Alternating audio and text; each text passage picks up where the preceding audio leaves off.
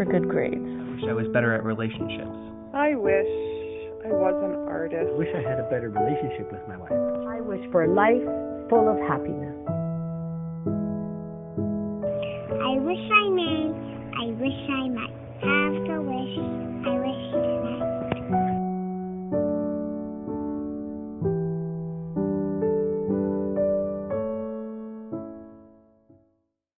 Hi there. Happy Monday. Welcome back. This is Beyond Wishful Thinking with Sherry, your host. So when I'm not podcasting, I actually do life coaching. I have 1,000 hours of worldwide coaching that I have done since my certifications. Before I get started, if doing something like that is something that intrigues you, you'll find below a link to my energy guide. And that is something that will give you a sense of what a life coach sits and works on with people. So take a look for that. All right.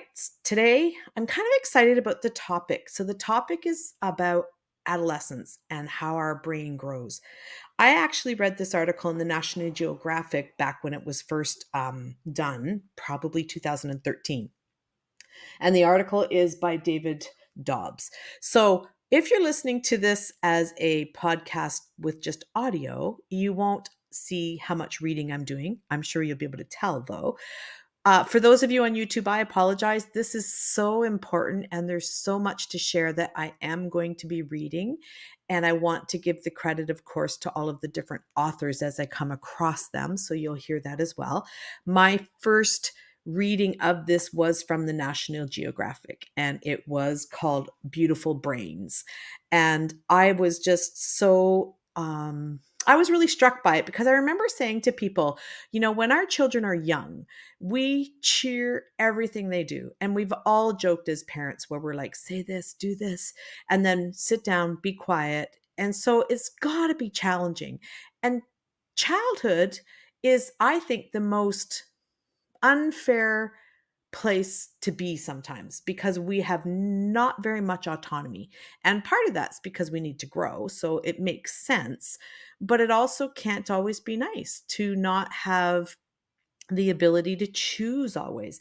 And I think that's some of the concepts that I like to teach people because we can treat children like we want to be treated and yet understand that they are still children. So I'm hoping that this article that I'm going to share snippets of and opinions about will help you understand. And what it is about is that our brains are not fully developed until we are approximately 25 years old.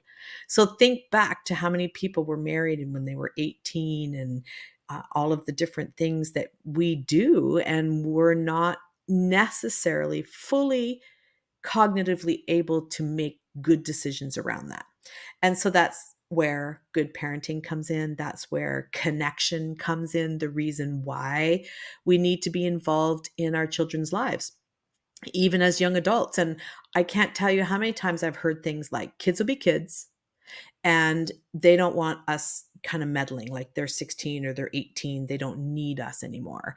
And I want to change that thinking because they do. They mightn't want it and we need to learn how, but they do need it. So it's called Beautiful Brains, and it's going to start out first with a little story which I thought might help people resonate with it. So although you know your teenager takes some chances, it can be a shock to hear about them. I'm going to have to take my glasses off because I struggle with my bifocals versus my need to see outward. One fine May morning not long ago, my oldest son, 17 at the time, phoned to tell me that he had just spent a couple hours at the state police barracks. Apparently, he had been driving a little fast. What I asked was a little fast. Turns out this product of my genes and loving care, the boy man I had swaddled, coddled, and then pushed and pulled to the brink of manhood, had been flying down the highway at 113 miles an hour. That's more than a little fast, I said. He agreed. In fact, he sounded somber and contrite. He did not object when I told him he'd have to pay the fines and probably for a lawyer. He did not argue when I pointed out that if anything happens at that speed, a dog in the road, a blown tire, a sneeze, he dies. He was, in fact, almost irritatingly reasonable. He even proffered that the cop did the right thing in stopping him, for, as he put it, we can't all go around doing this.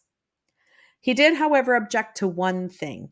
He didn't like that one of the several citations he received was for reckless driving. Well, I huffed, sensing an opportunity to finally yell at him. What would you call it? It's just not accurate, he said calmly. Reckless sounds like you're not paying attention, but I was. I made a deliberate point of doing this on an empty stretch of dry interstate in broad daylight with good sight lines and no traffic. I mean, I wasn't just gunning the thing, I was driving. I guess that's what I want you to know if it makes you feel any better. I was really focused. Actually, it did make me feel better. That bothered me, for I didn't understand why, but now I do. And so then this article goes on and speaks about different studies that have been done. And in the 90s, they started doing studies about the adolescent and teenage brain. So they didn't have the cameras, they didn't have the ability to do that before. And so that's why this was so exciting to me. And I actually read this article to my children at the time to help them understand and to allow us as a family to discuss how we would be able to indicate to them that this is what we were doing when we might be asking for different results. So my son's high-speed adventure raised the question long asked by people who have pondered the class of humans we call teenagers. What is wrong with these kids? Why do they act this way? The question passes judgment even as it inquires. Aristotle concluded more than 2,300 years ago that the young are heated by nature as drunken men by wine. A shepherd in William Shakespeare's The Winter's Tale wishes there were no age between 10 and 3 and 20, or that youth would sleep out the rest, for there is nothing in the between but getting wenches with child, wronging the ancientry and stealing. So it's something we've known. We all talk about it. There's even a comedian who joked about wishing that you could bury your kids and bring them out again after their 20s. So such thinking carried into the late 20th century when researchers developed brain imaging technology. So I mentioned that's why we now have this knowledge. So our brains, it turned out, take much longer to develop than we had thought. The National Institute of Health did a project and they studied over 100 young people growing up during the 90s. And the study showed that our brains undergo a massive reorganization between 12 and 25 years. 90% of its full size is there by the time we're 6, but then after that, the skull thickens, and that's really what happens mostly to the shape or the image of our head between 6 and adulthood. So what's happening is that neurons become gradually more insulated with a fatty substance called myelin. It's the brain's white matter. So that eventually boosts the axon's transmission speed up to 100 times. Meanwhile, dendrites, the branch-like extensions that neurons use to receive signals, grow twiggier. And the most heavily used synapses, the little chemical junctures across which axons and dendrites pass, grow richer and stronger. So there's a lot going on and we don't see it.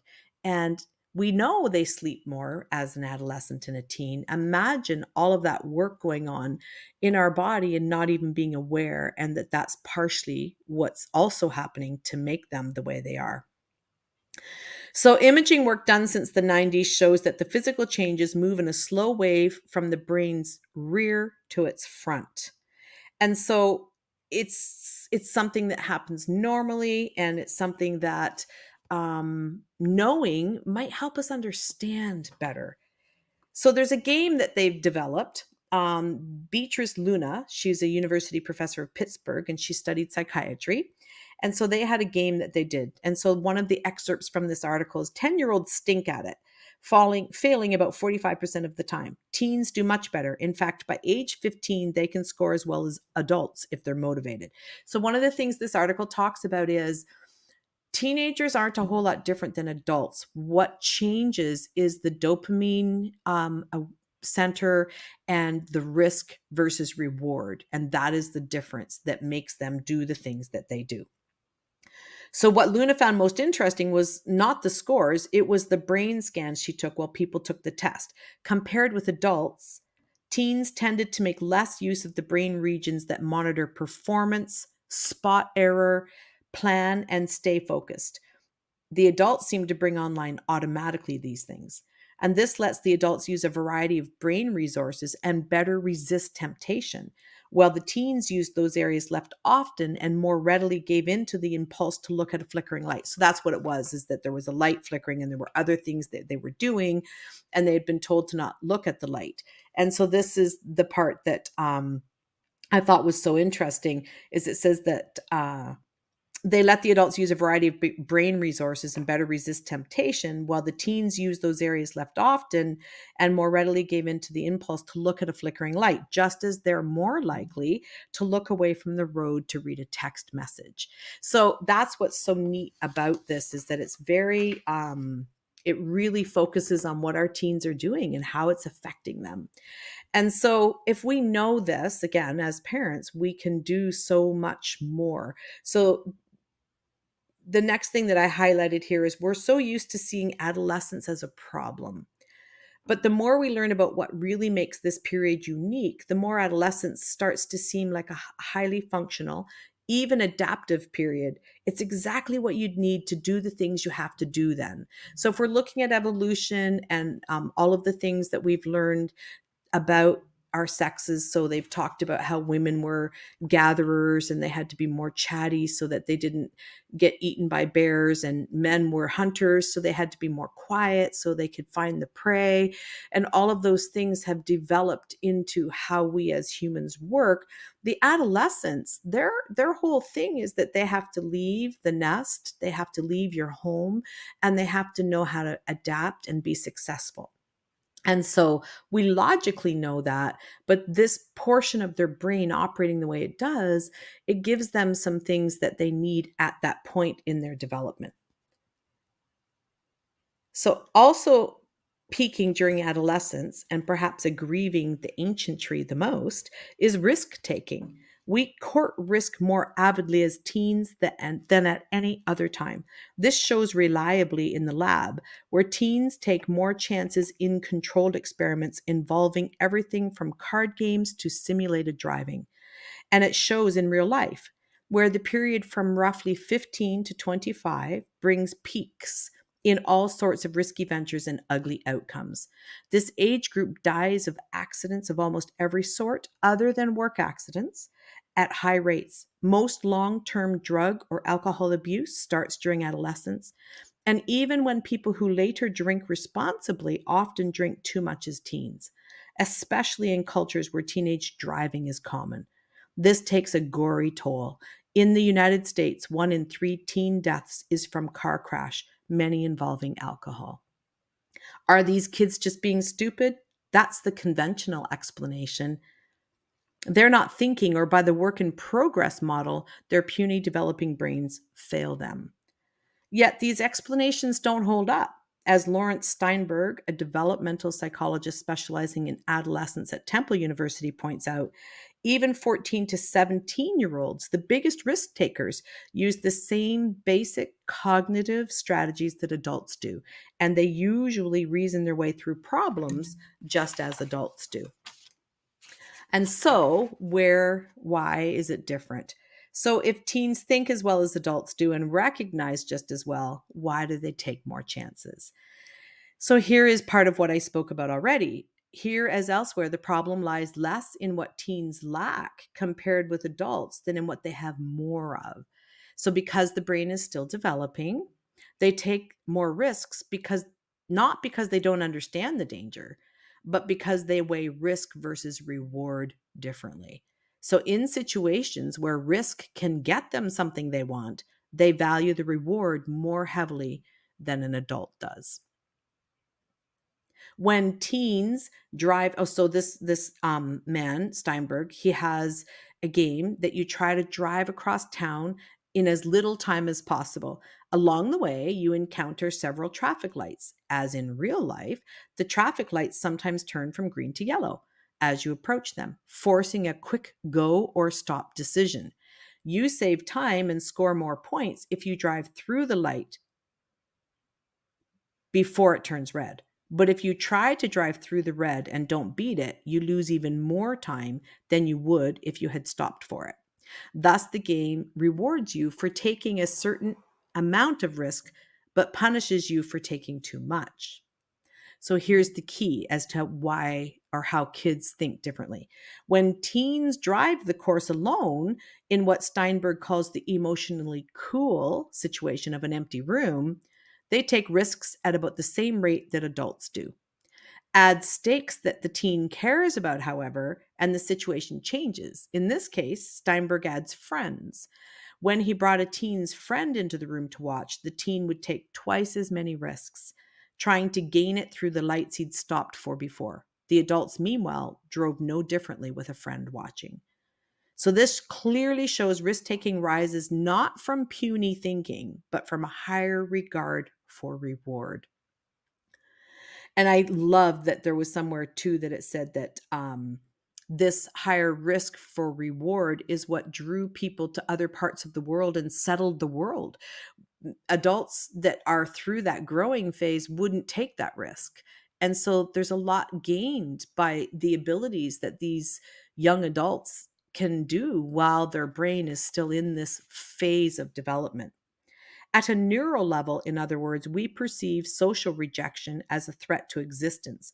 Knowing this might make it easier to abide the hysteria of a 13-year-old deceived by a friend or the gloom of a 15-year-old not invited to a party.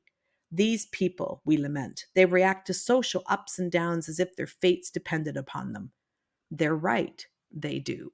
So for these young people, this is the phase where we need to be there for them. We need to help them see that what they are doing is about their development and that that's why these things feel so big. And we need to respect it. We need to help them. I'm going to probably do a podcast soon on ADHD because I am going through a development with my own daughter who was diagnosed at the age of 22. And there's so many things that we did that were wrong, but we didn't understand that. So this isn't a beat yourself up moment. This isn't something where I want you to think, oh, I can't fix it. We can repair, we can move forward, we can understand, we can help other people. I was coaching this week and it came out that their brains aren't fully developed and this person hadn't fully understood that. And that's why I want to help and teach that. So this article goes on to say that the move outward from home, which I referred to, is the most difficult thing that humans do, as well as the most critical, not just for individuals, but for a species that has shown an unmatched ability to master challenging new environments. In scientific terms, teenagers can be a pain in the butt, but they are quite possibly the most fully, crucially adaptive human beings around. Oh, this is where he says, without them, humanity might not have so readily spread across the globe.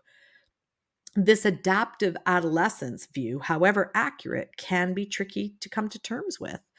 The more so for parents dealing with teens in their most trying, contrary, or flat out scary moments. It's reassuring to recast worrisome aspects as signs of an organism learning how to negotiate its surroundings, but natural selection swings a sharp edge, and the teen's sloppier moments can bring unbearable consequences. So, this is where they need our parenting.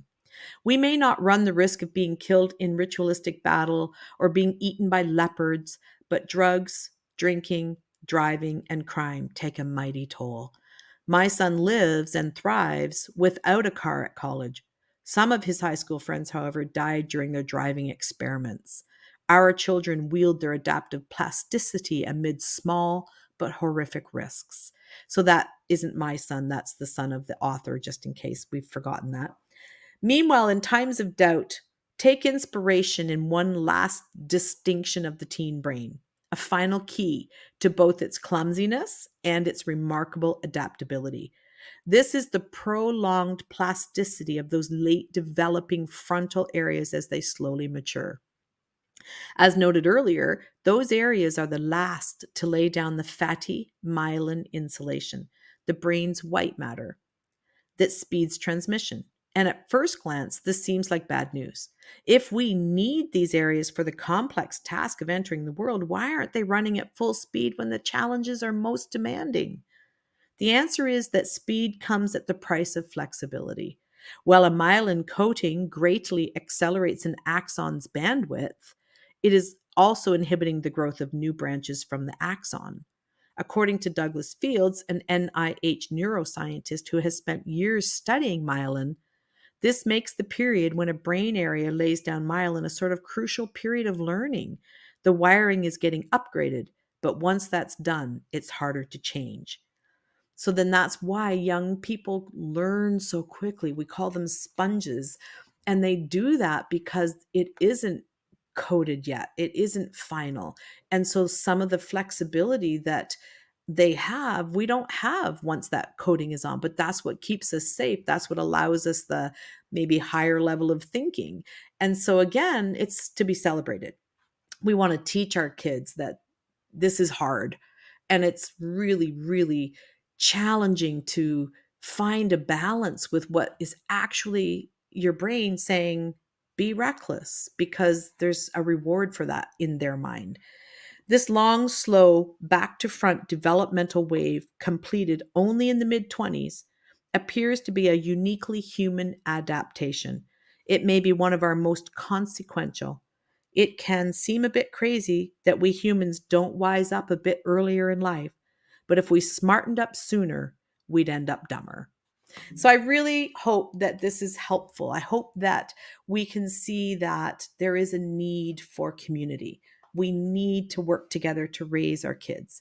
We need our children to understand kind of what this is about. We teach them how to walk, how to talk, why they need to learn some of the things we teach them. And I think it's really important to have this discussion. Find the article, read it to them, read it with them. It is called Beautiful Brains, and it was published October 2011. And this particular article was by David Dobbs, and the boy in question that was speeding was his son. And I read it to my children. I refer to it a lot. And I just really hope that understanding that your child is not a Neanderthal, is not a low thinking person. They are just challenged with so much that they are going to be responsible for, and their brain is still growing. So they need our loving support, and they need to learn this so that they know how to ask for the help they need too. And to teach that maybe drinking, I remember we decided that we didn't want our children to drink, of course, in an unhealthy way. And we didn't really drink a lot. We mostly abstained. But I remember saying to them after reading this article that it would make sense that maybe as young people, we would encourage them to not drink until their brains are fully developed, which is 25 to 30. And we have a drinking age, I believe, in Canada that is 19. And so we're setting them up to fail with things like this. Enjoy a glass of wine with a meal when you're 25 and above, when you have the resonant brain to be able to think about your actions and to be able to weigh risk versus reward. And so just adjusting what we allow them to do on their own without deep support would make a big difference to the crime rates, the addiction rates, all of the things that we read about in this article. I find it fascinating. It excites me to think that there is a reason for all of this. And when there's a reason, we can have different strategies. And so I offer this up to you as that. Thank you so much for listening. I know it was a little disjointed when I read, but it was a big article and there's so much in it. I hope that you will read it. In fact, I'm going to put a link down below so that you can link right to it and not have to remember what it was called, and you can read it yourself and maybe bookmark it. And if you have teenagers who are going too soon or had some that maybe sense that there's failure, I think just reading it would help them understand that that was then, this is now. What can we move forward? How can we change? That it isn't about them being incompetent or any of the things they may feel. It was that they didn't understand their body because we didn't understand their body. And so good luck with all of that. Thank you so much. As much as I enjoy discussions, I also want to provide a service to people who would like more. If you want to do more than listen, get in touch with me with the links in the description. You can also email me through hello@beyondwishfulthinking.ca. And I'd like to give you content you enjoy, so please leave a review wherever you're listening to this podcast. If you're watching through my YouTube channel, leave your comments below. If you want more of Beyond Wishful Thinking podcasts, make sure to subscribe for free on Apple Podcasts, Spotify, and wherever you are listening right now.